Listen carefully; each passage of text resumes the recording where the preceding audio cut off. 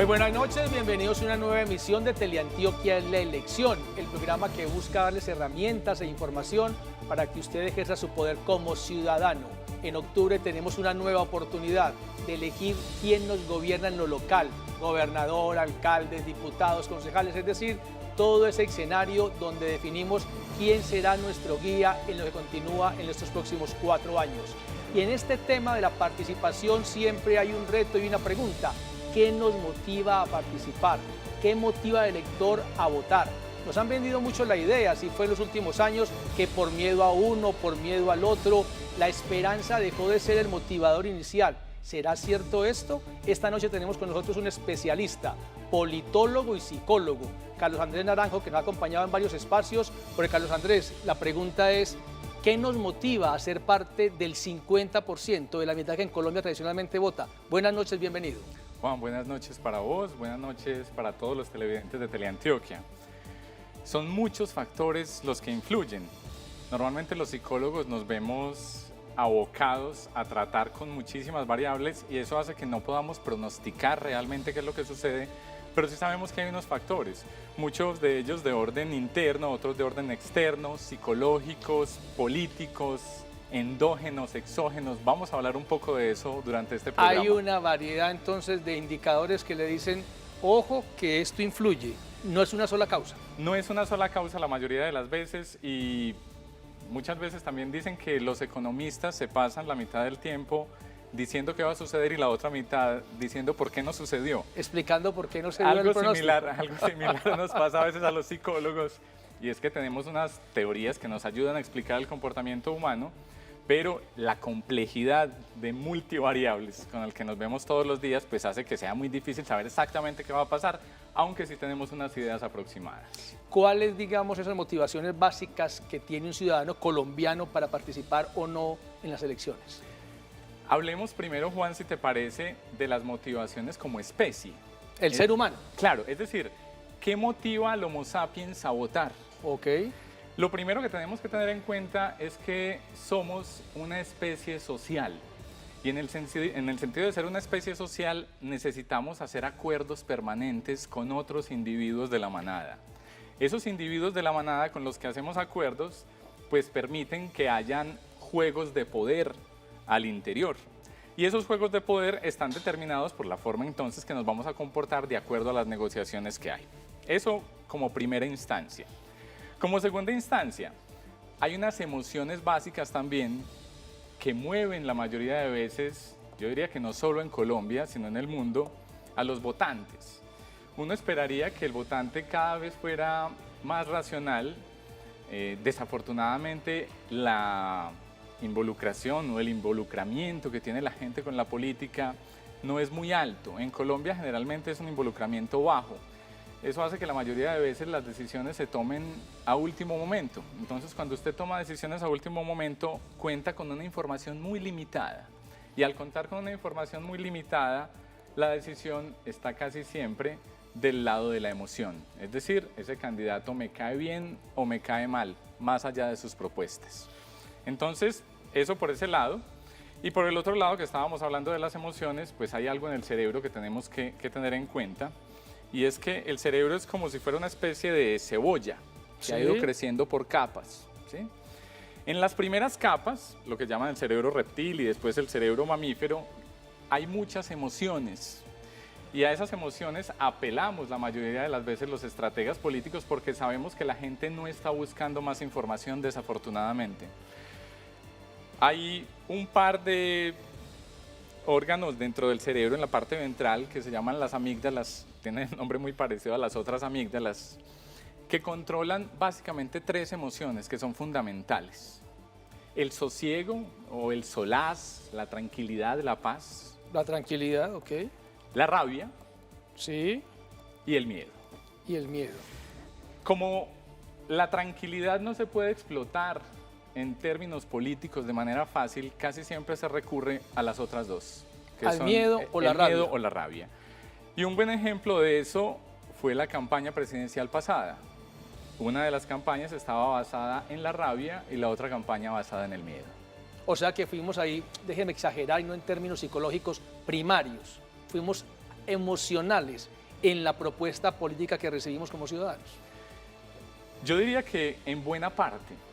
También hay argumentos y son importantes. Lo que pasa es que ahí pasamos a otro punto que es importante tener en cuenta, y es que los seres humanos, más que seres racionales, somos seres racionalizadores.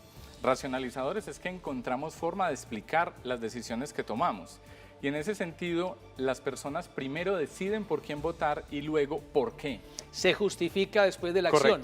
Correcto. Primero actuamos y luego buscamos la justificación de esa actuación. Y en ese sentido es una decisión muy emocional. No quiere decir que todas las personas actúen de la misma manera. De hecho, hay una variable que ha mostrado más o menos consistencia a la hora del estímulo para votar, o de las personas que participan más a la hora de votar, y es la educación. Es decir, a mayor nivel educativo, más probabilidad de que las personas participen y se involucren políticamente con las propuestas. Que busquen más información, que estén más dateados, que no esperen a última hora y que no solo sea emoción. Es un poco el proceso que se tiene que vivir si uno quisiera tener, déjeme exagerar, votantes racionales, que es imposible igual, porque en el mundo, Carlos Andrés, uno ve lo de Brasil fue absolutamente emocional, lo de Estados Unidos fue provocado por la emoción.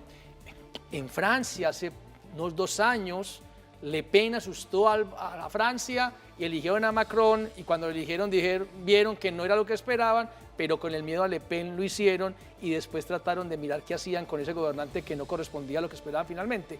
Pero digamos, uno entiende que Francia es más educado que los colombianos, déjeme decirlo entre comillas, que los gringos tienen más cultura política con 2 partidos claramente diferenciados, pero igual el comportamiento fue, entre comillas, también primario emocional.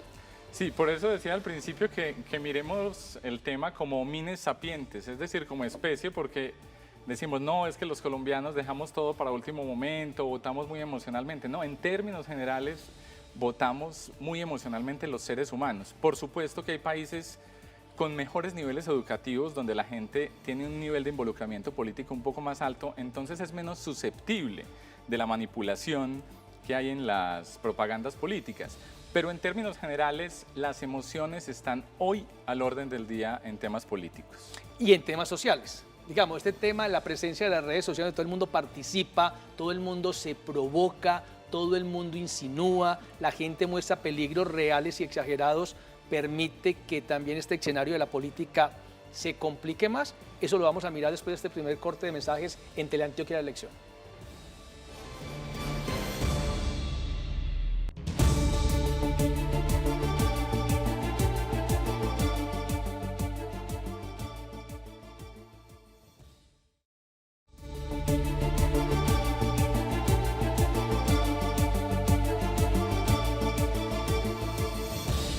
Continuamos hablando de un tema apasionante. ¿Qué nos motiva a votar? ¿Por qué participamos? Y el psicólogo y politólogo Carlos Andrés Naranjo nos dice, en lo básico, en lo primario, el ser humano en cualquier lugar del mundo reacciona por el miedo, por la rabia, y la tranquilidad también está ahí, pero como en lista de espera.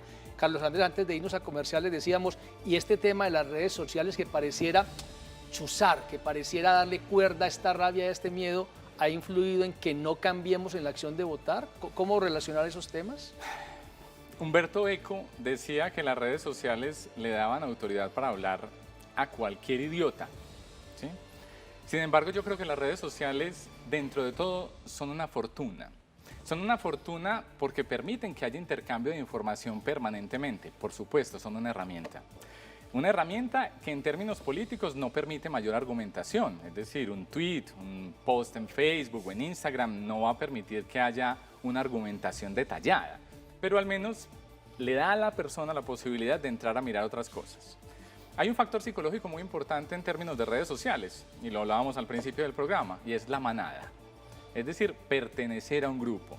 Para los seres humanos es muy importante pertenecer a un grupo, incluso muchas veces por encima de los propios criterios y los juicios personales. Se han hecho experimentos psicológicos donde los investigadores, que son psicólogos, hacen parte de un grupo y le dicen, por ejemplo, Juan, vos sos el que está participando en el experimento, y te dicen, ¿cuál celular es más grande? ¿El suyo o el mío? Evidentemente el tuyo es más grande, pero todo el grupo dice que el mío es más grande. Okay. ¿Sí?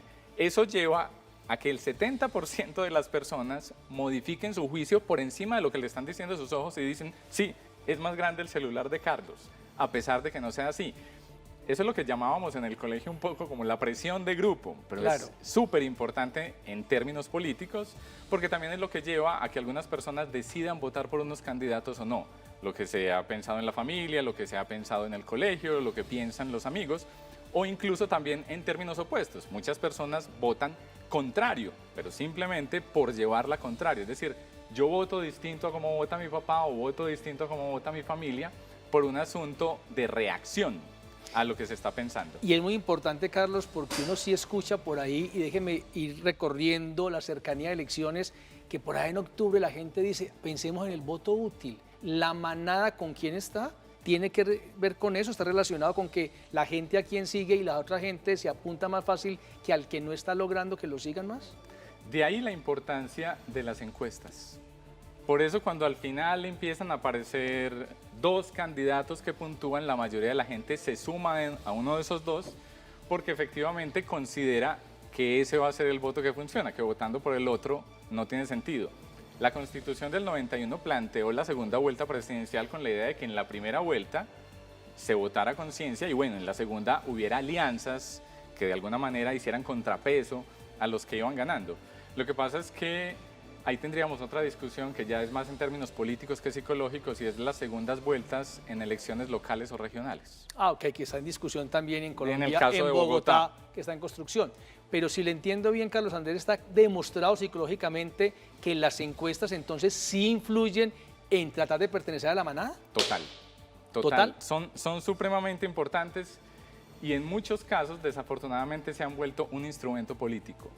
Lo manipulan tratando de influir. Algunas casas encuestadoras, poniendo en riesgo, por supuesto, su reputación, se prestan a mostrar a uno u otro candidato de primero en aras de eso que estamos hablando, que la gente se suba a la banda transportadora donde está la mayoría de las personas. Miedo o rabia han aparecido ahí, pero siempre he escuchado que la esperanza, que la gente quiere la esperanza y finalmente un gobernante, seamos claros, no es capaz de resolver todo, influye en algo, pero uno confía en él, en la persona, como una ilusión de que lo logre. La esperanza que estaba ahí como en tercer lugar después del miedo y la rabia no alcanza a permear esta discusión, por ejemplo, en Colombia tan polarizada.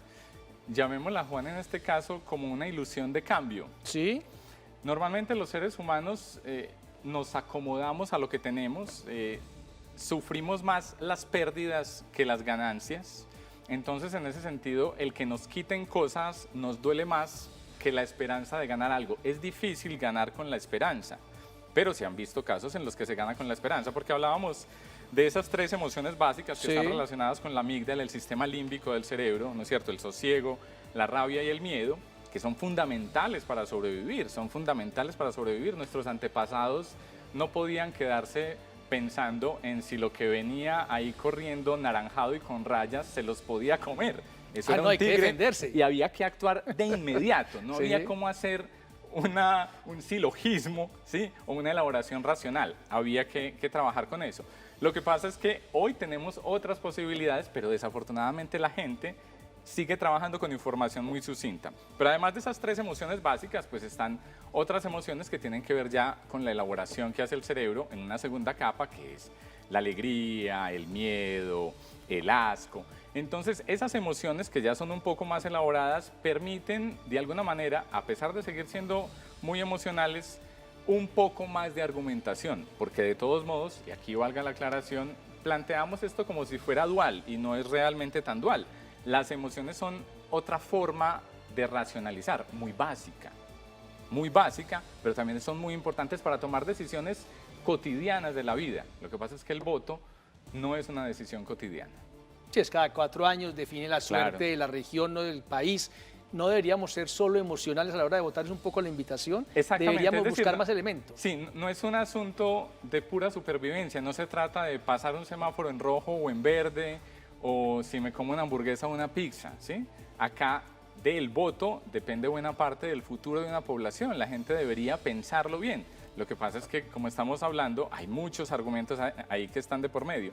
Y en Colombia también pesa mucho el argumento clientelar, es decir, la transacción a la hora del voto. Eso hace que Jean Piaget, que estudiaba mucho la psicología evolutiva, es decir, cómo desde niños aprendemos a hacer elaboraciones, él decía que teníamos operaciones concretas o operaciones abstractas. Las operaciones concretas hacen que nosotros tomemos el estímulo inmediato que nos dan. También en otros experimentos que hacen con niños, hay una que se llama la prueba del masmelo, y es que se le pone a un niño un masmelo y se le dice, si no te lo comes, si esperas 5 minutos, yo te voy a poner otro masmelo. ¿Sí? Un premio con el doble del producto. producto. Hay que ver lo que hacen los niños para aguantarse. Se amarran. Incluso una niña se voltea para no ver el masmelo. La tentación. Tratando de que esa decisión no sea inmediata. Desafortunadamente, a la hora de votar, mucha gente toma el masmelo de una vez. Toma el masmelo de una vez. Lo que le ofrezcan y... Me estás ofreciendo algo, yo he sentido que la política finalmente no es conmigo, no me toca, no me beneficia, entonces preste ese tamal, preste esa teja, preste ese ladrillo y se acabó. Muchas veces pensamos, y se habla siempre en las campañas, quién es el outsider, que es una palabra gringa para decir el nuevo. ¿El cambio motiva realmente a la gente? Lo sabremos después de estos últimos mensajes antes de regresar en Teleantioquia de la elección.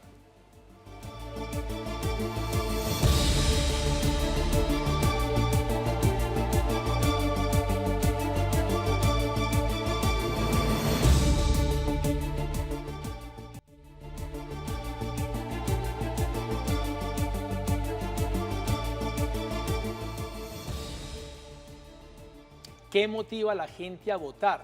Y se habla mucho que el cambio, que el deseo del cambio, que hay gente nueva. Esa palabra cambio que es tan usada en política y en marketing político, ¿sí es útil y efectiva desde la psicología, Carlos, en el tema electoral? De hecho, fue la palabra clave de Obama, ¿no? Change. Sí, sí. Como decíamos ahora, el que ofrece el cambio la tiene difícil inicialmente. Lo que pasa es que hay que tener en cuenta, en términos de estrategia, que hay que mirar el contexto. Y en este caso, a veces los políticos que ya están en el poder han sufrido un periodo de desgaste grande. Entonces, quien ofrece el cambio tiene una oportunidad clarísima en eso y también es una oportunidad en términos emocionales, ¿sí? De cambiar. Las personas se van acoplando a una manera de pensar y de hacer las cosas normalmente, pero también se van aburriendo de esas maneras. Cuando esa aburrición empieza a tocar puntos altos, tiene una buena posibilidad quien ofrece el cambio. Pero el desgaste, digamos, no es natural y cada 4 años hay un desgaste absoluto, ¿no? No, cada 4 años no hay un desgaste absoluto y eso también explica muchas veces por qué encontramos donde hay países con reelección inmediata, porque es tan frecuente que el presidente vuelva y quede, ¿sí? Por un lado porque no hay desgaste, pero por el otro lado porque también pesa muchísimo lo que llamamos la maquinaria. Y eso, pues, a pesar de que no es un factor directamente psicológico, es uno de los motivadores para votar, las maquinarias. Se habla mucho de la desconfianza en lo político y en lo público. Claro, la corrupción que se ve todos los días genera desconfianza. ¿Generar confianza sí es la clave para motivar a alguien a participar? Yo creo que es una de las claves, Juan. Lo que pasa es que es difícil porque la mayoría de los políticos se han ganado en franca lid esa fama de corruptos o de que no se puede confiar en ellos. Una de las cosas que mencionábamos alguna vez en un programa acá en Teleantioquia es el tema de la desesperanza aprendida, y es que posiblemente la gente sí está interesada en participar, pero muchas de esas personas participan y ven que nada cambia. Participan y ven que nada cambia, entonces al final dicen, bueno, no importa lo que yo haga. Dijimos ahora que proyectar el resultado es muy difícil, pero en un país como el nuestro, donde la gente está cuestionando la justicia, está cuestionando las instituciones de todo tipo, pareciera un reto mayor y más difícil que la gente confiara en la política, que es, digamos, de esa lista de instituciones de las más desprestigiadas. ¿Será que si hay algo que motive a que en octubre más del 50, que es lo proporcional y tradicional, participe esta elección? Yo creo, Juan, que hay una labor pendiente en los candidatos y en sus estrategas. Una labor pendiente en términos de hacer las propuestas más seductoras, que la gente se involucre con la política y esté dispuesta a, digámoslo así, a probar argumentos racionales envueltos en emocionalidad, un poco como ponerle el empaque. Un buen ejemplo de eso fue la campaña de Bill Clinton contra Bush. Sí. Y es que el argumento era eminentemente racional, pero envuelto en un argumento eminentemente emocional. Es la economía, sí, hasta ahí es racional, sí. Estúpido, es la economía estúpido. Es decir, es un argumento racional envuelto en un argumento emocional. Si uno ve que por miedo, por rabia la gente participa y finalmente decide, ¿por qué la mitad de la gente ni con rabia ni con miedo motivándola va a las urnas? Esa es una pregunta que nos hemos hecho mucho, Juan, y no tenemos la respuesta exacta los consultores políticos. En Latinoamérica, Colombia está dentro de los promedios sí, en términos de abstención. En las últimas elecciones disminuyó un poco yo creo que el tema de la consulta anticorrupción también ayudó como a involucrar un poco a la gente en el tema de participación política, a pesar de que no alcanzó el umbral. Yo diría que algunas de las cosas es eso que estábamos hablando al principio. El nivel de involucramiento es muy bajo, entonces mientras la gente no se involucre, no esté dispuesta a leer, a participar en política, es muy poco probable que eso lo toque. Porque es que además en términos económicos, para volver al tema de la economía, sí, la psicología se ha adentrado un poco en ese tema de cómo tomamos decisiones racionalmente o no. Y para eso tenemos algo que ahora se llama la economía del comportamiento. Y cuando miramos el tema de la economía del comportamiento, nos encontramos con que las personas deciden, a veces activamente incluso, no participar. Esa es una de las alternativas. Uno puede decir, yo no participo, pero esa es una posición distinta a la mayoría de veces la abstención, que es, yo no participo porque no me interesa, no estoy involucrado con ese tema.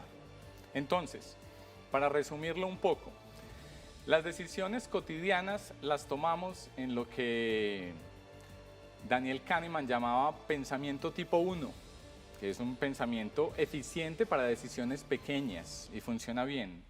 Pero las decisiones políticas que exigen pensamiento tipo 2, que es un pensamiento más elaborado, desgastan más energía, entonces como por comodidad o por pereza mental terminamos tomando las decisiones pues basadas en gustos y en emociones más que en razones. Y ahora hablamos de la necesidad de que los dirigentes políticos y los candidatos hagan más, porque siempre suena un poco injusto, Carlos Andrés, decir, ciudadanos participen, interésense, no hay cultura política y los partidos hacen muy poco por ayudar a despertar ese interés de la gente.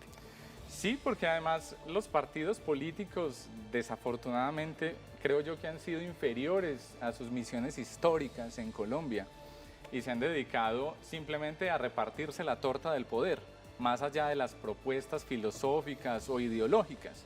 Entonces nos seguimos encontrando hoy, en el siglo XXI, con partidos políticos que siguen negociando los avales como si se tratara de un bien con el que se hace un intercambio. Pero hay un ciudadano más inquieto hoy o no, da la impresión, o no es tan. Sí, mire Juan, lo que llamamos, por ejemplo, los millennials, sí, ¿no? Es decir, la nueva generación que viene detrás, por un lado es un poco apolítica, es decir, no se siente perteneciente a los partidos políticos, pero eso no quiere decir que sea antipolítica, ¿sí? Están interesados por lo que dice la política y están interesados en participar. Lo que pasa es que también hay que llevar a que esa participación en el voto tenga también otras formas. Yo personalmente creo que la forma que seguimos teniendo de votar sigue siendo muy arcaica, ¿sí? Y la forma en que mostramos los argumentos también lo es. Por ejemplo, el voto electrónico es una cosa de la que se ha hablado muchísimo y finalmente nunca ha pasado. Yo creo que es otra forma de ayudar a que la gente participe más activamente, porque de todos modos, para algunas partes de las poblaciones es muy difícil realmente desplazarse. Movilizarse, a pesar de que la registraduría pues hace un trabajo titánico llevando urnas de votación en helicóptero a lugares apartados, pero creo que la tecnología para votar tiene que mejorar y tiene que mejorar también para que haya más confianza en el voto, porque ahí sucede otra cosa que también hay que tener en cuenta y es el conteo de los votos. ¿Qué pasa una vez suceden las elecciones? ¿Qué pasa en ese cuarto donde la gente está contando los votos? Nuevas formas de contarlo, nuevas causas, porque hoy hay herramientas distintas y la información está a la mano. Hay que buscar más para decidir mejor. Carlos Andrés, buenas noches y muchas gracias. Juan, con mucho gusto. Un saludo muy especial para todos. Que estén muy bien. Continúen con la programación de Teleantioquia y los esperamos en una nueva emisión de Teleantioquia de Elección. Para todos una feliz noche.